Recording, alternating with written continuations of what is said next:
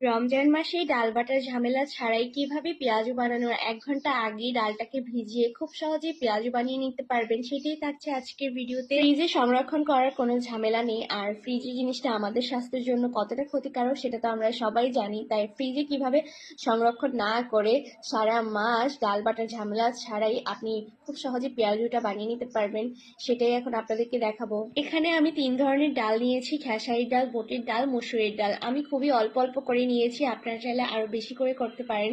যেহেতু আমরা খুবই ফ্যামিলিতে অল্প মানুষ তাই আমরা অল্প করেই করলাম। এই তো এখন আমি ডালগুলোকে ভালোভাবে ধুয়ে পরিষ্কার করে নিচ্ছি আর পানি ঝরিয়ে নিতে হবে ভালোভাবে। এই তো দেখতে পাচ্ছেন ডালগুলো ধোয়ার পর কতটা পরিষ্কার হয়েছে।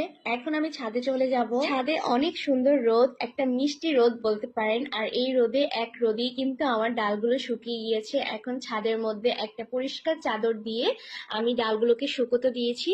ডালগুলো খুব ভালোভাবে শুকিয়ে গিয়েছে। এখন আমি এই ডালগুলোকে একটা ব্লেন্ডার জাগে নিয়ে নিচ্ছি। ডালগুলোকে কিন্তু খুব ভালোভাবে শুকিয়ে নিতে হবে। এখন আমি এগুলাকে ব্লেন্ড করে নিব, আর এই ডালটাকে আধা ভাঙা করেই ব্লেন্ড করতে হবে। এই তো আমার আর ডাল বাটার টেনশন নেই সারা মাসে। এখন আমি কৌটো থেকে একটু একটু নিয়ে পেঁয়াজু বানানোর 1 ঘন্টা আগেই ভিজিয়ে রাখবো আর পেঁয়াজুটা খুব সুন্দর করে বানিয়ে নিব।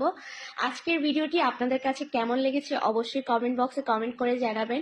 আপনারাও কিন্তু আমার মতো এইভাবে পেঁয়াজুর যে ডালটা এটাকে ব্লেন্ড করে সারা মাসের জন্য রেখে দিতে পারেন। আজকের ভিডিওটি কেমন লেগেছে অবশ্যই কমেন্ট বক্সে কমেন্ট করে জানাবেন। সবাই ভালো থাকবেন।